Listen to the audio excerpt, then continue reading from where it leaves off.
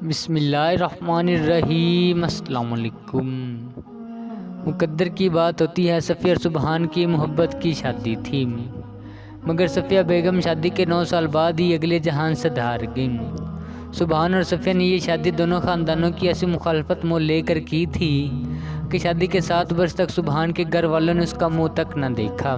پھر برف پگھلی اور جب طاہر کا انتقال ہوا اور صفیہ سبحان تعزیت کے لیے گیا تو تعلقات ایک مرتبہ پھر استوار ہو گئے۔ صفیہ کا چھوٹا بھائی ساجد بہت صلح کل طبیعت کا شخص تھا، تو جب اس کی شادی ہوئی تو اس نے اپنے بہن اور بہنوئی کو اپنی شادی پہ بلوایا، تو وہاں بھی معاملات ٹھیک ہو گئے، مگر اس کا کیا کیجیے کہ تیسرے بچے کی پیدائش کے دوران صفیہ بیچاری سبحان اور دونوں بچوں شگفتہ اور زبیر کو چھوڑ کر اللہ میاں کی پیاری ہو گئی۔ سبحان دورے صدمے سے گزرا، ایک تو اس قدر محبت کرنے والی بیوی چلی گئی اور دوسرا پیچھے 2 ننھی جانیں چھوڑ گئی۔ سبحان کی عمر صفیہ کے انتقال کے وقت رہی ہوگی کوئی 36 سال۔ دونوں خاندان چاہتے تھے کہ سبحان دوسری شادی کر لے، مگر سبحان نہیں مانتا تھا۔ اس نے بچوں کو اعلیٰ تعلیم دلوائی، بہترین تربیت کی۔ لڑکا انجینئرنگ کی اعلیٰ تعلیم کے لیے امریکہ گیا، اس نے سبحان کے مشورے سے وہیں کسی پاکستانی خاندان میں شادی کر لی۔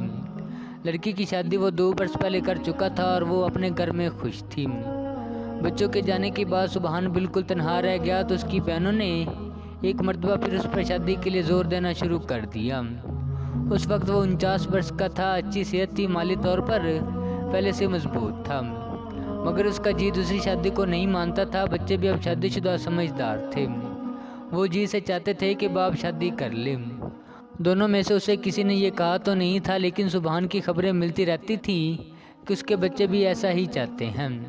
سبحان بیوی کی سالگرہ اور برسی بڑے پیمانے پر منایا کرتا تھا اور یہ تاریخیں کبھی نہیں بھولتا تھا۔ بیٹی قریبی شہر میں رہتی تھی اور اپنے باپ کا اپنی مرحومہ ماں سے جذباتی تعلق سمجھتی تھی، تو وہ ان تقریبات میں حصہ لینے کو 2-3 دن پہلے آ جایا کرتی تھی۔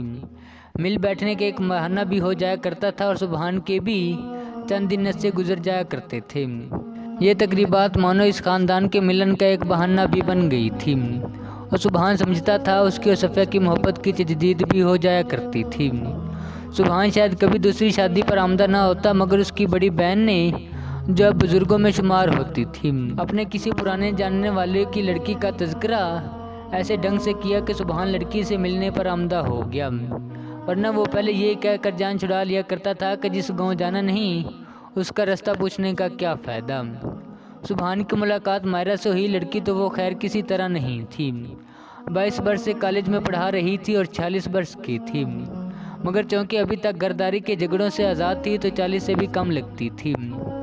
سبحان کو ماہرہ پسند آ گئی، ماہرہ شاید کبھی شادی نہ کرتی، مگر وہ والدین جن کے بارے میں اس نے کبھی سوچا ہی نہ تھا کہ ان کا سایہ اس کے سر پہ نہیں رہے گا، 3 مہینے میں چٹپٹ ہو گئے۔ سبحان نے بیٹی سے مشورہ کیا، بیٹی کو فون کیا، شرماتے شرماتے انہیں بتا ہی دیا۔ وہ دونوں تو جی جان سے چاہتے تھے کہ ابا کی شادی ہو جائے اور کسی طرح ان کی مستقل تنہائی کا مداوع ہو۔